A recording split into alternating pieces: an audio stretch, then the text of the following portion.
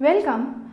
After going through a lot of test papers that you had sent in for review, I felt a need to take a class which talks about how to work around when you have a paper of geography that comes up, because most of the students are stuck up in understanding how to write and what to write exactly for a question which comes up.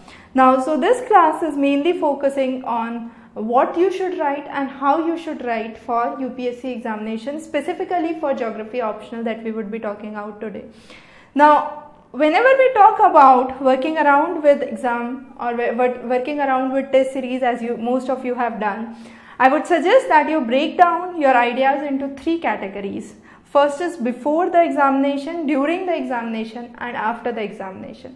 So let's start with the last one first. So after the examination, most of you, when you receive a kind of feedback or you receive an kind of analysis of what you have done, it's very important that you work around your weaknesses, which is at most important. And once you work around your weaknesses, you are sure to score good next time and you are sure to perform better during the exam next time. That means when you are talking about after the exam, what I personally believe is you must do a SWOT analysis. That is, you must work out your strengths, your weaknesses, your opportunities and threats. So when I say strength, that means what you have worked around nicely in the question paper should be maintained. When you talk about weaknesses, that means if you are weak at say theories, section on theories, you must work around more with the theories. What are your opportunities where you can gain further, and you must know your threats or your personal fear or resistance regarding any specific topic. So you must be very sure about your individual SWOT analysis, I would say, and it varies from individual to individual. So I cannot say what is applicable to me should be applicable to you. Now, what should happen during the examination? The first and the most important thing is time is the key. So if you are not practicing writing the papers, even if you have studied a lot, you know a lot, it's useless, because the recent pattern shows the paper is very lengthy, and most of the copies that I have received this time, most of the students ran out of time. So most of the copies you had marked with this question was completed after time. So time is a key aspect for mains, and you must be sure this could be achieved only by practice.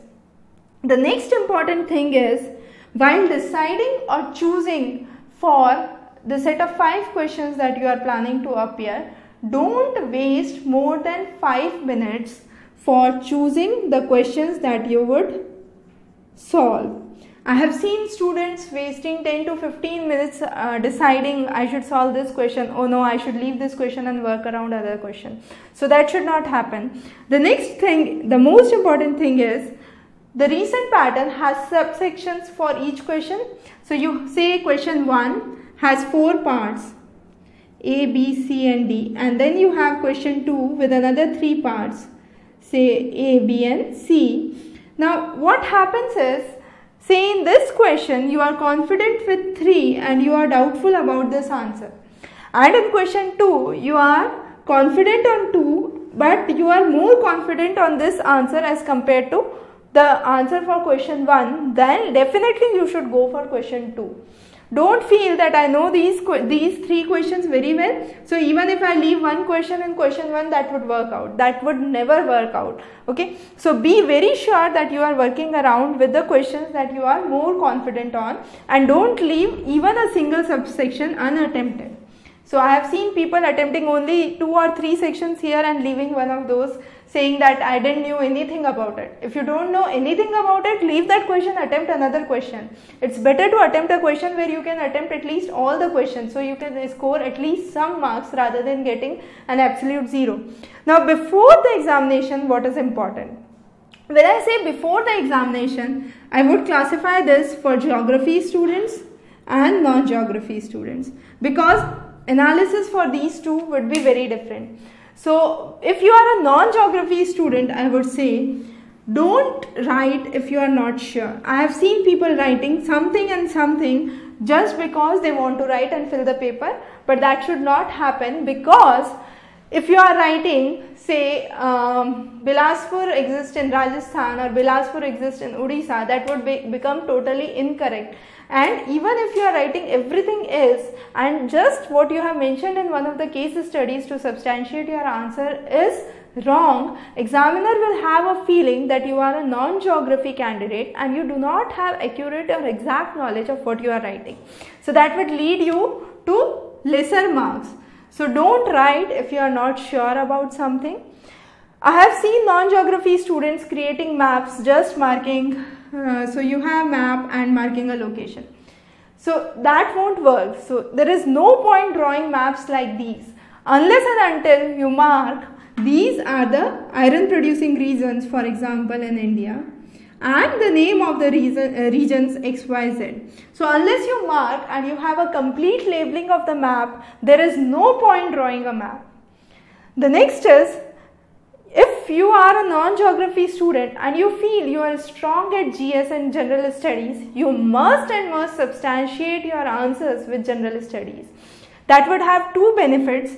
First of all, the examiner will have a feeling that you are updated and you have a good work around with what is happening day to day. The next is, that would give a positive impact, not only because you are not using maps, that is one of the drawbacks that you are facing, and this drawback could be overcome with this idea. Okay, so it's important that you substantiate your answers with GS.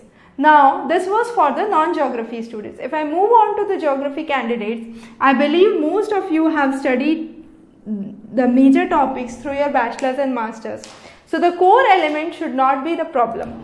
The most of the students from geography background, what they face difficulty is in two basic things.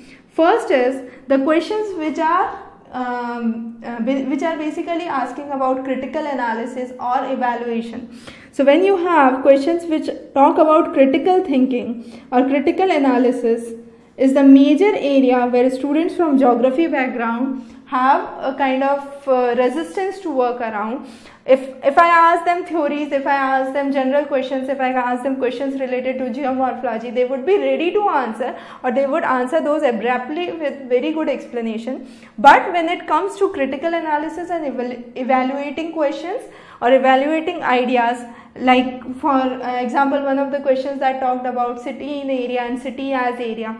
So if you have questions like those, most of the candidates which are from geography background might get struck up understanding or considering the fact that it involves a lot of critical analysis and that portion becomes weak. So for geography students, I basically suggest is work around critical thinking and critical analysis. Now I have people coming up saying that most of the questions in paper 2 these days are based on direct GS. So how would we differentiate whether this answer is from a kind of general studies or it's a kind of answer which talks about geography optional?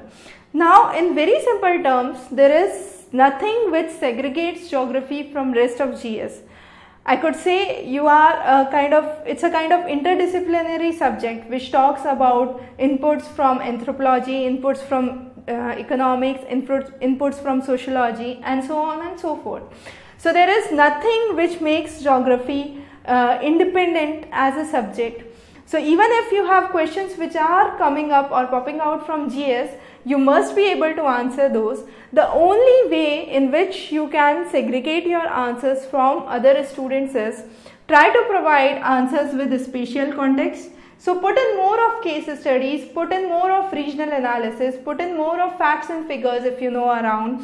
Try to draw tables and graphs to explain your ideas well, and explain at max the case studies that you know around. The most important idea here is innovation. Most of the students know what they want to write, but it's only how you differentiate your answers from the rest of the students. So whenever you write your answer and you are drawing a diagram, make sure you have a box that highlights what you are drawing or what you are trying to highlight. The next is framing answers. Now framing answers is a very important idea, because when you are trying to state examples, you must support your arguments. That's the primary important thing. Then again, when you are trying to answer a question which talks about conventional knowledge, you must substantiate that answer with the contemporary knowledge or the recent happening that has taken place. So for example, we did a recent question on trade development or the world trade patterns. So you could include ideas of nationalism, as we talked about. You could include the ideas of Make in India and how it affects the changes in the world trade pattern. The impact of Brexit could be included. So these are some of the basic ideas that you could focus, and you could include kind of recent happenings into a conventional question, and that would help you score good marks. Also substantiate general questions with theories. So for example, if you have a general question which talks about, again I'll take the same example, city in area and city as area. So try to include examples for examples of theories. Say which theory would be applicable when you talk about city in areas, and which theories would be applicable when you talk about city as areas. So that would give examiner a perspective or idea that you are able to relate the ideas from real geographic knowledge to the contemporary world and the contemporary questions that are asked. Again, how to write answers for theories and models. So for questions which talks about direct theories and direct models, I would suggest a kind of basic framework that you have. So first of all, have a definition or a purpose, write the basic concept, then explain the theory. Then you must explain the application of the theory, the role of the theory in the present day world, and finally the criticism of the theory. So try to have a kind of breakdown in your mind before writing each and every theory and model. So whatever theory and model you come across, have a basic framework in mind that you should be able to break down these questions into these ideas. So next is, what are the references which are must for kind of contemporary issues? When we talk about contemporary issues in geography, mainly dealing with the paper 2 of India, you must work around geography and Yojana and Kurukshetra, besides the standard reference postal courses or the standard reference textbooks that you are referring. So these are 3 magazines that you must read, that would help you develop good ideas and good case studies to substantiate your answer. You might not have exactly what is asked in those magazines, but these magazines will give you idea what to put in for the questions that come around with you. And then you must have your focus areas. At present, I would say the recent trend says the main focus areas are the recent happenings related to major programs and policies, and environment issues and sustainability. So for now, I would say these are the focus areas. These might change on 2 year or 3 year down the lane. So what you should not miss while working around the geography optional? First of all, speed is the key. Cover the syllabus. Don't leave a single stone unturned. Work around each and every section of the syllabus. Practice a lot. When I say practice a lot, it does not mean just reading. It mainly emphasizes on writing. So write, prepare notes, write and write. So that would give you a speed and a practice on how to work around. For every question that you come across when you are looking through past year's papers, you must have a mental schema which says, okay, if a question like this comes up, this should be the points in which I should break down the question, and these all things should be covered in my answer. So once you are solving the past papers, say last 5 to 10 years papers, if you are working around and you have a kind of mental framework for each of the question that is coming up, for any question that comes up in the exam, you will have a quick idea as to what to write about when it comes. Try to substantiate your answers with maximum case studies and examples. For some of the questions which are core theoretical, you do not understand what to write, it's good to give a historical perspective if you can. For example, there was a question on Venezuela oil exports. So you must go down to the history of Venezuela, work around why there was oil refineries that came up, how oil production started, what was the role of indigenous people, how did Spanish advent affected the region, and so on and so forth. So try to put an historical perspective that would give an examiner the feeling that you do not have just the knowledge of the subject itself, but you are well versed with the things around you. Also, choose only those questions, as I said, where you are sure about all subparts that you are about to answer, and emphasize the important ideas. So wherever you are mentioning some important idea, some innovative idea, try to highlight those, try to underline those, and make sure examiner at least read that point at least once. So make sure that you are trying to set the focus of examiner on the things that are highly important in your paper, and that you are the best judge about. You know what you have written and what exactly is the most important essence of that whole article that you have written on each and every question. So these were some of the important tips. I hope these would help you in your upcoming mains examination. We would be covering more paper discussions and more questions before the upcoming examination. Hope that would help you. Have a good day ahead.